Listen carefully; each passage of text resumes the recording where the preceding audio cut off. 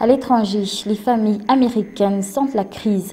Ces dernières, qui ont l'habitude de beaucoup dépenser, devront maintenant se serrer la ceinture. Selon les investigations faites par les journalistes étrangers, chaque Américain a au moins 15 000 € de dettes à rembourser. Maintenant, personne ne veut plus payer à crédit. TV5 Monde.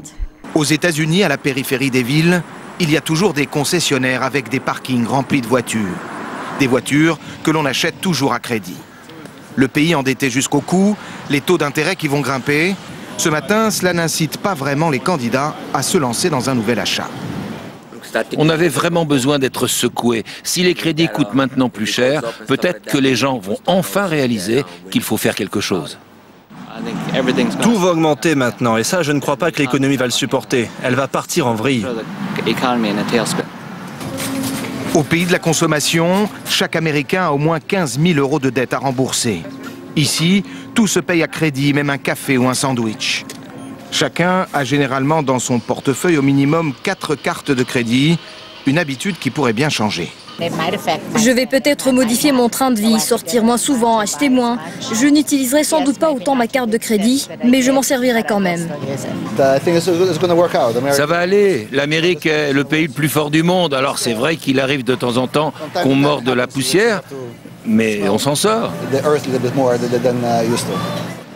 La famille Thompson est venue du Mississippi faire du tourisme à Washington.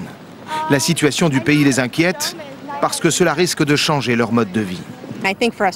Pour nous, ça veut dire une hausse des taux d'intérêt. Nos prêts pour la maison, pour la voiture seront plus chers. Donc oui, ça va nous toucher directement et sans doute l'avenir de nos enfants. Avec la crise immobilière qui repart, rien n'incite à l'optimisme.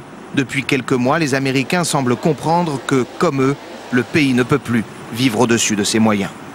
La répression s'intensifie en Syrie.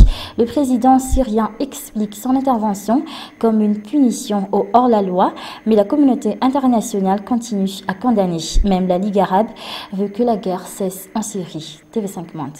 Ramadan ou pas, la répression s'intensifie en Syrie. Comme ici, à Der Ezor, ville de l'Est prise d'assaut par 250 chars de l'armée.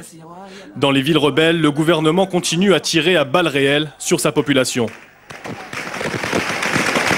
Le pouvoir a donc décidé de mater la rébellion, coûte que coûte, quitte à provoquer encore plus la communauté internationale. De plus en plus isolé, Damas vient même de se mettre à dos les pays du Golfe Persique. Pour le roi Abdallah d'Arabie Saoudite, la répression est inacceptable. Le royaume saoudien ne peut aucunement accepter ce qui se passe en Syrie. L'événement ne se prête à aucune justification. La Syrie n'a que 2 choix pour son avenir, opter volontairement pour la sagesse ou s'enliser dans le chaos et la violence.